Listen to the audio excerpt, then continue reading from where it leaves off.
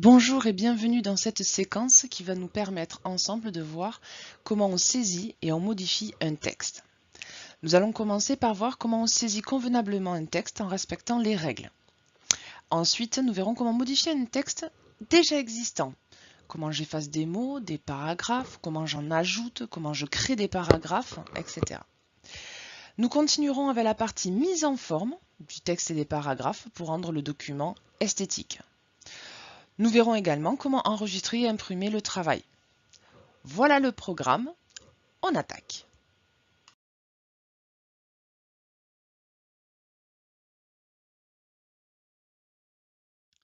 Commençons par revoir des règles de saisie. La première chose que nous allons voir, c'est qu'il faut respecter en informatique quelque chose que l'on appelle la casse. La casse, c'est le fait d'écrire soit en minuscule, soit en majuscule, soit les deux. Regardez dans le texte que je viens de vous écrire, je vous ai mis mon nom de famille. Je m'appelle Alain. Si je n'avais pas écrit Alain en majuscule, vous n'auriez pas pu savoir lequel était le nom, lequel était le prénom. La présence de la majuscule est très importante. Nous écrivons naturellement en minuscule, car c'est comme ça que nous avons appris à lire. Mais chaque début de phrase, on commence en majuscule. Ce que vous faites à l'écrit, vous allez le faire également lorsque vous allez taper du texte en informatique. Autre chose très importante, les accents. En français, les accents font changer le sens total d'un mot. Voyez ici, j'ai mis supprime et supprimer. Alors là, l'un, c'est je supprime et le document est supprimé. Ça est quand même un sens bien différent. Et le A avec accent et le A sans accent, très important de bien faire la différence. Nous allons voir par la suite, justement, comment je manipule la majuscule et où se trouvent les différents accents sur mon clavier. Voilà, maintenant on va voir comment on utilise tout ça. Commençons par voir comment on peut écrire en majuscule. Par défaut, nous tapons au clavier en minuscule. Lorsque nous voulons saisir cette fois en majuscule, deux possibilités s'offrent à nous. Soit de passer ce qu'on appelle en majuscule permanente. Vous avez cette touche qui représente un cadenas. J'appuie une fois dessus et à partir de là, tant que nous tapons, nous sommes en majuscule. Nous rappuyons dessus pour désactiver la majuscule permanente et revenir en minuscule. Il existe aussi une autre option qui s'appelle la majuscule temporaire. Nous avons deux touches pour y accéder. Et donc, tant que nous maintenons enfoncée cette touche et que nous tapons sur des lettres, nous écrivons en majuscule. Dès que nous la relâchons, nous revenons en minuscule. Sachez que pour vous aider à savoir où vous êtes, souvent sur les claviers, quand vous êtes en majuscule permanente, une lumière est active pour vous le signaler. Elle est soit sur la touche, soit au-dessus du pavé numérique afin que vous sachiez dans quel état vous êtes, soit en majuscule, soit en minuscule. Voilà pour la casse, nous allons passer aux accents. Nous allons donc maintenant voir où se trouvent les différents accents usuels sur notre clavier. Commençons avec le « et » accent aigu. Il se trouve sur la touche 2 du pavé alphabétique. Le « et » accent grave. Il se trouve sur la touche 7 du pavé alphabétique. Le « a » avec accent. Il se trouve sur la touche 0 du pavé alphabétique. Vous trouvez également le « u » avec accent à côté du « m » qui permet de faire le « ou » du lieu. Et voyons le cas particulier maintenant pour créer les accents circonflexes et les accents trémas. Vous voyez, ils sont juste au-dessus du « u » avec accent. Et pour les utiliser, il faut en fait d'abord appuyer sur l'accent, puis sur la lettre.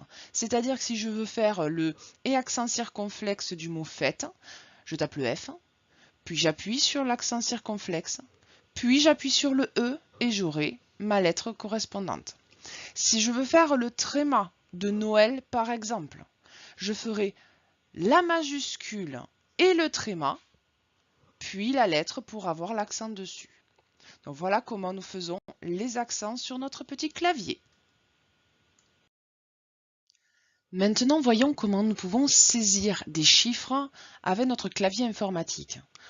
Nous avons deux possibilités.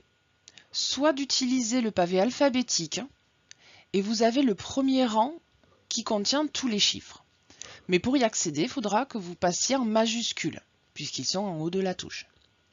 Autre possibilité, vous avez sur les claviers classiques un pavé numérique sur la droite qui vous permet très facilement de saisir les chiffres directement. Vous avez également la virgule pour faire les chiffres à virgule, la décimale juste à côté du 0.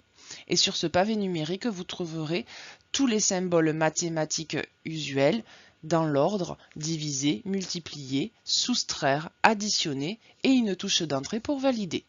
Voilà pour les chiffres. Nous allons commencer par voir comment saisir un texte sur l'ordinateur. Nous allons pour ça utiliser un petit logiciel, de préférence un logiciel de type traitement de texte pour pouvoir le mettre en forme par la suite. Nous allons donc utiliser Word. Commençons par aller chercher le logiciel. Nous allons aller sur le menu Démarrer. Et je l'ai dans les plus populaires, mais sinon j'aurais pu aller le chercher un peu plus bas dans le W. Et je l'ai même mis en raccourci sur mon panneau spécial Windows 10. Je lance le logiciel et j'arrive donc sur une feuille vierge et je peux commencer à taper. Nous tapons bien entendu en respectant les règles que nous avons vues précédemment. Donc,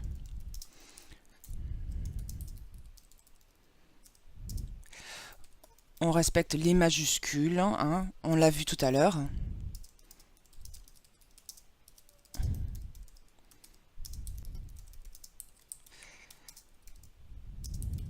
Alors vous voyez, je tape un texte tout à fait classique et je ne vais pas m'occuper de la fin de la ligne.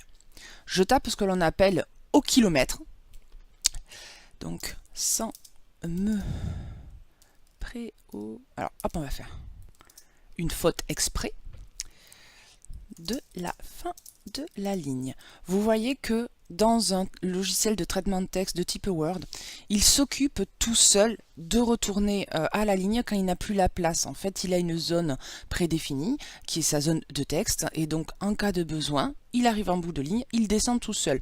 Vous n'avez pas, vous, à vous préoccuper de ce changement de ligne-là. Si par contre, je veux faire un nouveau paragraphe, oui, là je vais, moi, avec la touche Entrée, aller à la ligne du dessous et faire en sorte de démarrer une nouvelle phrase et en l'occurrence un nouveau paragraphe.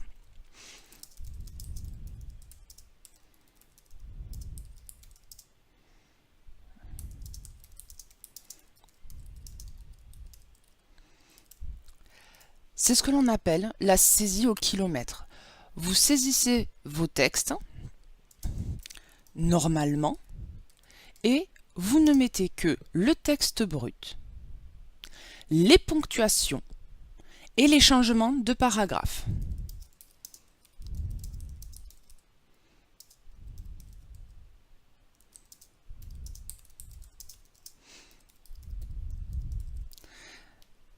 Et c'est seulement quand on en a besoin qu'on fait l'entrée.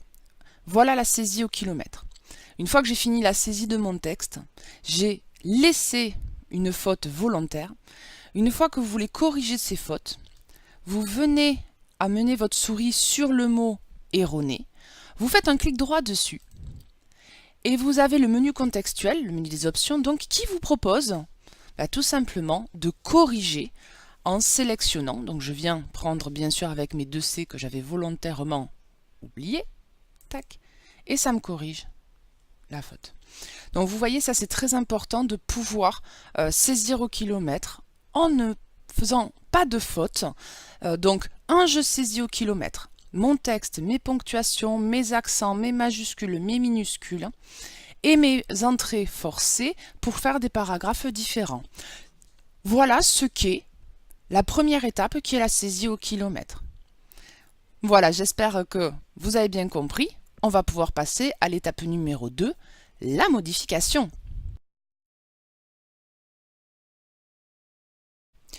Voilà, nous allons reprendre là où nous en étions précédemment, notre texte saisi au kilomètre. Nous allons voir ensemble comment modifier un texte. Alors, modifier du texte, c'est déjà savoir effacer une partie, rajouter des mots, rajouter des paragraphes entiers. Donc, commençons par rajouter du texte. Je voulais rajouter mon nom de famille après Mathilde. Donc la chose la plus importante, c'est de venir avec la souris se positionner à l'endroit exact où je veux insérer, c'est-à-dire après l'espace qui suit Mathilde. Vous voyez, j'ai mon petit curseur qui clignote qui me dit que je suis au bon endroit et je peux donc venir saisir normalement du texte au milieu. Donc c'est comme ça que l'on vient ajouter du texte. Je peux venir me positionner et comme ça rajouter du texte à l'endroit où j'en ai envie. Deuxième chose, on peut vouloir supprimer du texte. Alors supprimer du texte, je vais pouvoir me positionner hop, à la place de ça, et avec la touche d'effacement, donc je me suis placé après le mot que je veux effacer, et je vais effacer avec la touche retour arrière qui est au-dessus de l'entrée sur le pavé alphabétique, et comme ça, je peux effacer le mot qui ne me convient pas et venir ressaisir le mot qui m'intéresse. Si je voulais supprimer à droite, je vais me placer juste devant le mot et avec la touche Supr au clavier, j'efface à droite du curseur. Et je peux remplacer le mot. Donc il y a deux choses. La touche effacer qui efface à gauche du curseur et la touche supr qui efface à droite. Mais je pourrais vouloir effacer tout un paragraphe. Tout un paragraphe, on se souvient, c'est ce qui se trouve entre deux retours à la ligne forcée. Donc je vais pouvoir venir, vous voyez, je me mets devant, la première ligne, ma flèche devient inversée, je clique, je maintiens enfoncé et je descends pour prendre toutes les lignes qui composent mon paragraphe. Et je peux supprimer, en appuyant sur la touche Supr au clavier, ça supprime l'intégralité de mon paragraphe. Je vais le remettre en faisant un simple retour arrière. Hop. Pour vous montrer comment cette fois je ne supprime pas un paragraphe, mais je veux en ajouter un. Je voudrais entre le premier et le second paragraphe rajouter un nouveau paragraphe. Donc, je viens cliquer à la fin du premier. Je me positionne, toujours très important. Je fais une entrée qui est le symbole de mon nouveau paragraphe. Et je peux écrire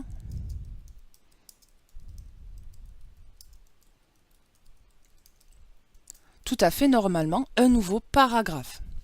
Donc, vous voyez, ce qui est très important dans la modification du texte, c'est réellement la position du curseur. Je vais vous montrer une petite astuce. Si vous vouliez sélectionner un mot directement pour le supprimer, au lieu de se positionner et d'utiliser effacer ou supr, petit truc, on double-clique sur le mot, ça le sélectionne entièrement. Donc,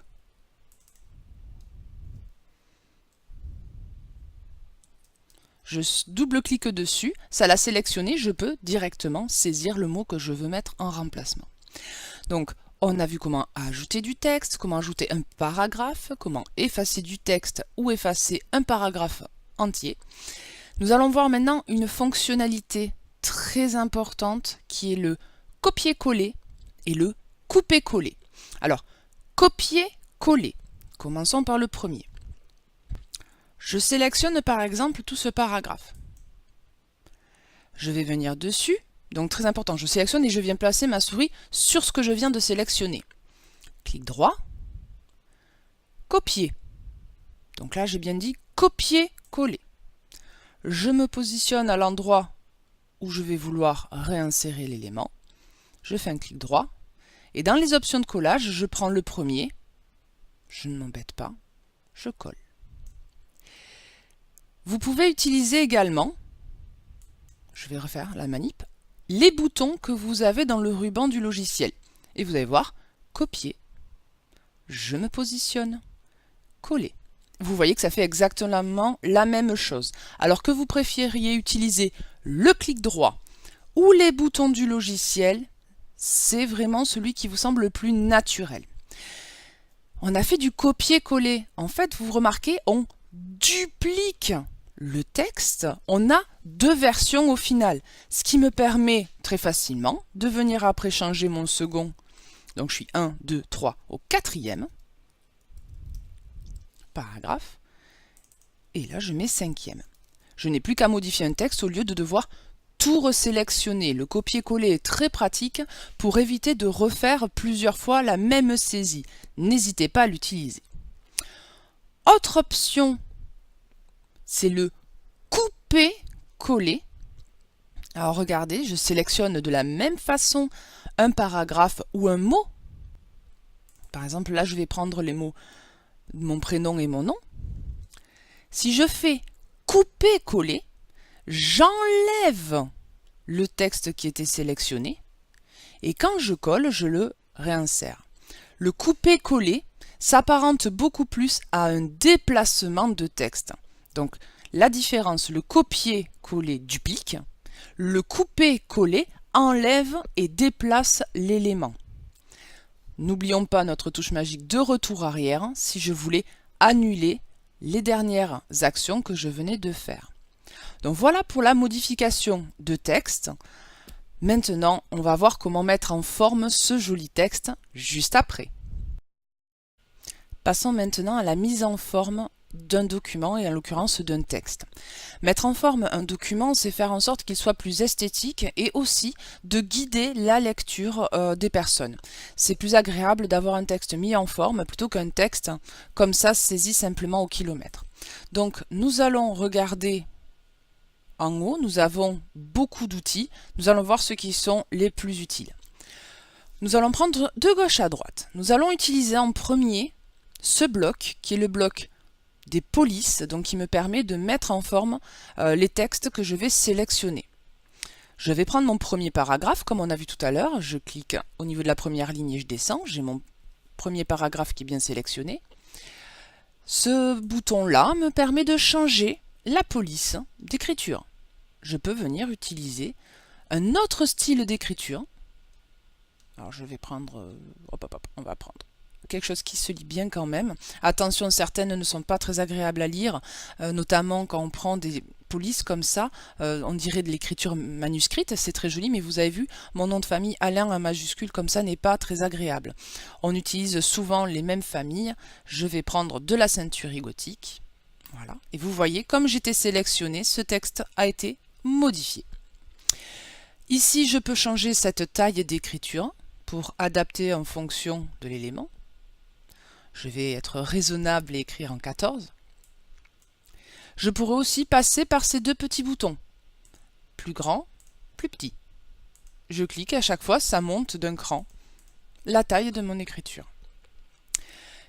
Ici, vous avez ce que l'on appelle modifier la casse, on en a parlé un peu plus tôt.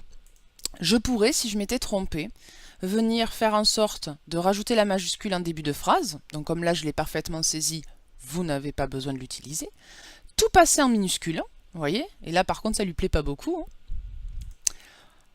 L'inverse, tout passer en majuscule. Vous voyez que c'est pas très lisible, hein, la majuscule permanente. Demandez que chaque première lettre du mot soit écrite en majuscule. Ou alors inverser. Alors ça, le inverser la case, c'est très pratique, c'est quand j'ai oublié d'enlever ma majuscule permanente que j'ai continué à saisir et donc tout est inversé. Donc là, vous voyez, ça donnerait ça si je m'étais trompé. Je vais revenir en arrière pour revenir à l'état initial qui allait très bien. Le dernier bouton de cette ligne est très pratique, c'est quand j'ai fait tellement de modifications que le résultat ne me convient plus ou que j'ai fait un copier-coller d'un document et que c'est pas très propre. Je peux effacer toute la mise en forme pour revenir à quelque chose de brut. Ça efface tout ce qui a été rajouté. Donc très pratique quand on récupère de notre document. Je reviens comme j'étais. Passons à cette deuxième ligne. Le gras qui écrit plus gros. Très utile quand je veux mettre un mot ou une expression en valeur. Ça fait ressortir, c'est là qu'on dit qu'on guide la lecture, on va mettre en évidence certains éléments. Au contraire, ce qui permet de mettre légèrement en retrait, je prends fin de la ligne, tac, c'est l'italique qui penche légèrement l'écriture. troisième élément que l'on utilise beaucoup, le souligner, comme son nom l'indique, qui permet de souligner un texte. Quelque chose que l'on ne veut plus, ou signaler quelque chose qu'on ne veut plus, on a le barré. On a après deux options, l'option indice et l'option exposant. Alors l'exposant, c'est comme ça que l'on a, par exemple, si je n'avais pas écrit quatrième comme ça, mais que je l'avais écrit, hop hop, on va garder mon EME, j'écris comme ça, et je veux que le et accent grave MEE s'écrive en haut. C'est ce que l'on appelle passer en exposant. Pour mettre quelque chose très en évidence, tel un titre, je vais en mettre un. Donc vous voyez, je rajoute du texte et je veux que ce soit un nouveau paragraphe. Hop, je fais entrer pour le séparer du reste. Je sélectionne mon élément. Vous avez des styles préparamétrés qui permettent de mettre en valeur un texte directement. Donc je peux le mettre plus grand. C'est des effets donc prédéfinis. À utiliser pour les titres, ça permet d'obtenir quelque chose de bien visible sans passer 2 heures à faire plein de modifications. Allez, admettons, je prends celui-là. Un élément également à mettre en valeur, je peux sélectionner mon texte et mettre un petit coup de fluo. Tac! Exactement comme on le ferait sur un papier avec un vrai fluo comme on a l'habitude de les utiliser. Donc voilà tout ce que l'on a de base là. Maintenant, vous avez vu là, ça s'est mis en bleu. Je peux mettre moi-même du texte en couleur. Je sélectionne mon texte comme d'habitude et je choisis la couleur que je veux. Donc voilà les éléments de base qui permettent de mettre en valeur les textes. Donc des effets, du gras, de l'italique, du souligné, du fluo, etc., etc. Passons au deuxième élément qu'il y a ici, le bloc des paragraphes. Le bloc des paragraphes, on l'utilise notamment pour les alignements. Alors les alignements, on les a là. Il existe 4 types d'alignements pour du texte. Par défaut, lorsque l'on saisit, on est en alignement gauche. Comme vous voyez, mon texte est bien collé sur le côté gauche de ma page. Quelque chose que je veux mettre au milieu, je le sélectionne et je viens le centrer. Deuxième bouton. Je pourrais également aligner sur la droite. Et vous voyez là par contre, je prends le premier paragraphe, il n'y a rien qui est aligné à droite. Tout est un peu découpé en fonction du texte. Ce qui est assez agréable, c'est de sélectionner le texte et d'utiliser le dernier, justifier. Justifier, vous voyez, c'est le fait d'aligner parfaitement à gauche et à droite mon texte. Si je prends la suite de mon texte et que je le justifie, vous voyez que ça arrive parfaitement sur la droite de ma ligne. Donc ça permet de mettre le texte classique de façon plus propre. Nous continuons. Quand j'ai peu de texte, je peux l'aérer très facilement. Je peux l'aérer ici avec l'espacement. Vous voyez, je vais passer, vous allez voir. C'est ce qu'on appelle l'interligne. Je peux demander que le logiciel mette un peu plus d'espace entre chacune de mes lignes. Ça me permet comme ça de prendre un petit peu plus de place dans le texte et surtout dans ma page pour faire quelque chose d'harmonieux. Nous avons vu tout à l'heure comment mettre un petit morceau de texte en couleur derrière avec le fluo. Je peux également faire pareil sur toute une ligne. Allez, on va prendre mon 5e paragraphe avec mon petit pot de peinture. C'est ce que l'on appelle la trame de fond. Je vais pouvoir, vous voyez, juste en passant dessus, mettre une couleur sur l'intégralité de la ligne. Pas uniquement sur les mots, mais sur l'intégralité de la ligne de mon document. Quand vous êtes en train, comme là, d'énumérer des choses, j'aurais pu continuer avec... Allez, je vais vous montrer, on refait un petit copier-coller. Hop, un petit copier-coller là. Pour mettre un petit 6e. Je fais ce que l'on appelle une énumération. Vous voyez, je fais une liste d'éléments. Ce qui est très agréable, c'est de sélectionner les éléments qui composent ma liste. Et je peux mettre ce que l'on appelle des puces. Vous voyez ici, tac, j'appuie, ça me fait des petits points. Et si vous allez sur le triangle, vous pourriez choisir une autre puce pour personnaliser un petit peu votre document. S'il y a un ordre logique entre les éléments, par exemple une recette de cuisine ou une liste de tâches à effectuer dans un ordre logique, vous pouvez non pas mettre des puces, mais mettre de la numérotation. Et donc, petit 1, petit 2, petit 3. Si vous venez à la fin du dernier, ou même à la fin du premier, là, et je fais une entrée, il décale le numéro automatiquement dans la liste, et la numérotation est parfaite. Donc ça permet effectivement d'avoir quelque chose de plus lisible dans un document. Autre petit bouton qui peut vous servir, si je sélectionne mon paragraphe, c'est la gestion des retraits. Hop. Donc je peux décaler le début de mon texte ou le réduire. On l'utilise un petit peu, mais surtout pour la première ligne où on met un retrait avec la touche tabulation qui permet de faire ce que l'on appelle un alinéa.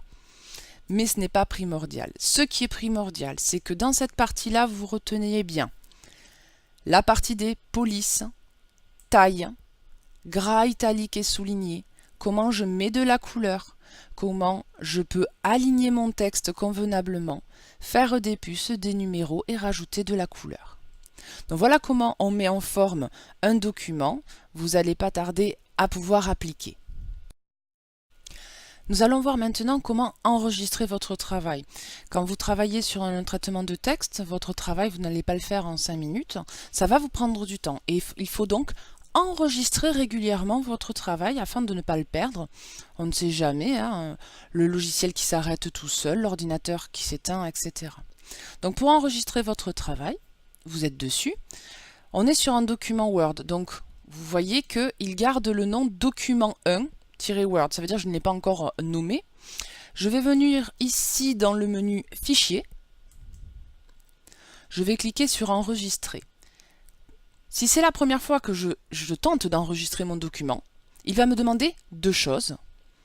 Et là, vous voyez que c'est le cas. Où est-ce que je veux l'enregistrer et quel nom je veux lui donner. Donc vous voyez, je vais venir cliquer sur Parcourir. Et là, je vais dans un premier temps chercher l'endroit où je veux l'enregistrer. Sur le côté gauche, je vais choisir de l'enregistrer sur le bureau. J'aurais pu choisir un dossier de mon ordinateur. Là, je vais simplement le mettre sur le bureau. Je clique sur Bureau. Je vois bien en haut que je suis sur le bureau. Nom du fichier en bas. Je vais lui donner un nom. Pensez toujours à utiliser un nom clair, ne gardez pas document 1 ou texte 1. On met vraiment un titre qui représente bien le contenu de votre document afin de le retrouver plus facilement et de le reconnaître plus facilement quand vous en aurez plusieurs. Donc une fois que j'ai bien choisi le lieu, une fois que j'ai bien donné le nom, je viens cliquer sur Enregistrer ici. Et vous voyez, ma première saisie .docx, docx étant l'extension liée au fichier Word, mon document est enregistré. Lorsque je vais faire des modifications,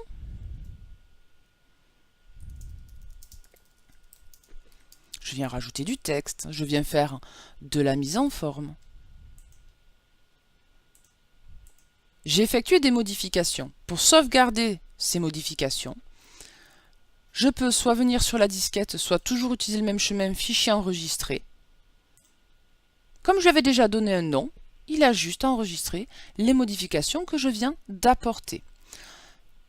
Si vous faites votre travail, vous continuez,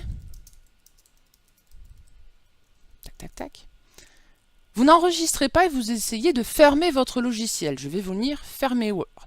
Tac. Qu'est-ce qu'il me dit? Attention, vous êtes en train de fermer, mais vous avez fait des modifications.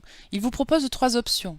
Soit de cliquer sur Enregistrer, et ça va fermer le logiciel en sauvegardant les modifications que vous venez d'apporter. Soit vous cliquez sur Ne pas enregistrer. Vous fermez et vous perdez les modifications que vous venez de faire. Soit annuler pour revenir sur le logiciel. Donc là, ce que je peux faire, c'est je veux vraiment quitter Word, mais je veux sauvegarder le travail que j'ai fait. Je clique sur Enregistrer. Ça enregistre mes modifications et ferme le logiciel. Je me retrouve sur le bureau et vous voyez, je retrouve bien mon petit document que nous venons de faire ensemble. Si je double-clique dessus, je peux y réaccéder très simplement. Ça relance mon logiciel Word et je me retrouve à l'endroit où j'étais tout à l'heure. Donc voilà, pensez vraiment régulièrement à enregistrer votre travail afin de ne pas le perdre. Pour finir, on peut vous demander d'imprimer votre document. Soit vous allez voir un petit peu plus loin en détail une impression, mais là, je veux faire ce qu'on appelle une impression rapide. J'ai mon document et je veux l'imprimer avec les paramètres par défaut, juste pour pouvoir le générer. Tous les logiciels ont à leur disposition un accès ici rapide, mais il se peut qu'il soit parti, donc il faut que vous puissiez trouver votre petite imprimante. Depuis notre logiciel, pour être sûr de pouvoir imprimer, vous venez dans le menu Fichier, Imprimer. Vous avez un visuel de ce que va donner votre travail. Vous n'avez plus qu'à cliquer sur Imprimer. Nous verrons plus tard les paramètres beaucoup plus avancés. Là, c'est ce qu'on appelle une impression rapide. Vous appuyez sur Imprimer. C'est envoyé automatiquement à l'imprimante et vous n'avez plus qu'à aller la récupérer. Donc voilà pour la partie impression. Voilà, cette séquence est maintenant terminée. Nous avons vu ensemble comment saisir un texte, puis modifier ce même texte. Ensuite, nous avons vu comment mettre en forme ce travail, l'enregistrer et l'imprimer. Donc maintenant que vous avez revu ces petites notions très importantes, nous allons les mettre en application dans différents exercices. Donc, suivez bien les instructions élément par élément, la saisie, la modification, la mise en forme, et nous verrons ensemble les résultats. Allez, bon travail!